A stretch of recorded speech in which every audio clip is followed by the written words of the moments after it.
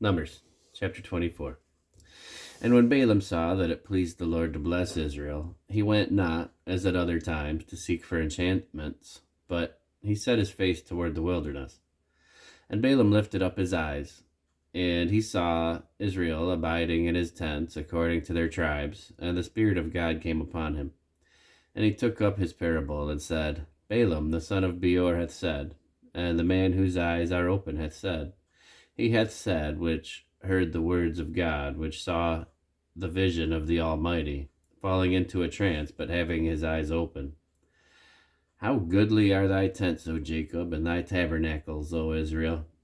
As the valleys are, they spread forth, as gardens by the river's side, as the trees of line aloes, which the Lord hath planted, as the cedar trees beside the waters. He shall pour the water out of his buckets, and his seed shall be in many waters, and his king shall be higher than Agag, and his kingdom shall be exalted. God brought him forth out of Egypt. He hath, as it were, the strength of an unicorn. He shall eat up the nations, his enemies, and shall break their bones, and pierce them through with his arrows.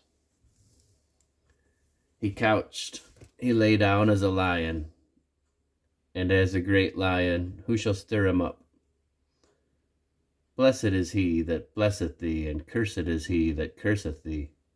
And Balak's anger was kindled against Balaam, and he smote his hands together. And Balak said unto Balaam, I called thee to curse mine enemies, and behold, thou hast altogether blessed them these 3 times.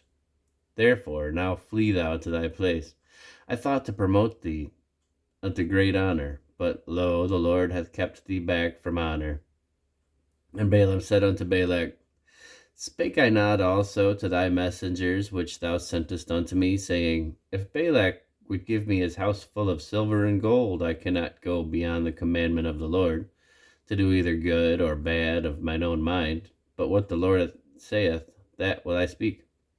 And now, behold, I go unto my people.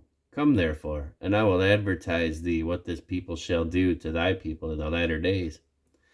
And he took up his parable, and said, Balaam the son of Beor hath said, and the man whose eyes are open hath said, he hath said, which heard the words of God, and who knew the knowledge of the Most High, which saw the vision of the Almighty, falling into a trance, but having his eyes open. I shall see him, but not now. I shall behold him, but not nigh. There shall come a star out of Jacob, and a scepter shall rise out of Israel, and shall smite the corners of Moab, and destroy all the children of Sheth. And Edom shall be a possession. Seir also shall be a possession for his enemies, and Israel shall do valiantly. Out of Jacob shall come he that shall have dominion, and shall destroy him that remaineth in the city. And when he looked on Amalek, he took up his parable, and said, Amalek was the first of the nations, but his latter end shall be that he perish forever. And he looked on the Kenites, and took up his parable, and said, Strong is thy dwelling place, and thou puttest thy neck in a rock. Nevertheless, the Kenites shall be wasted, until Asher shall carry thee away captive.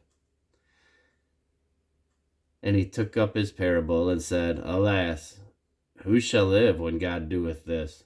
And ships shall come from the coast of Chittim, and shall afflict Asher, and shall afflict Eber, and he also shall perish forever.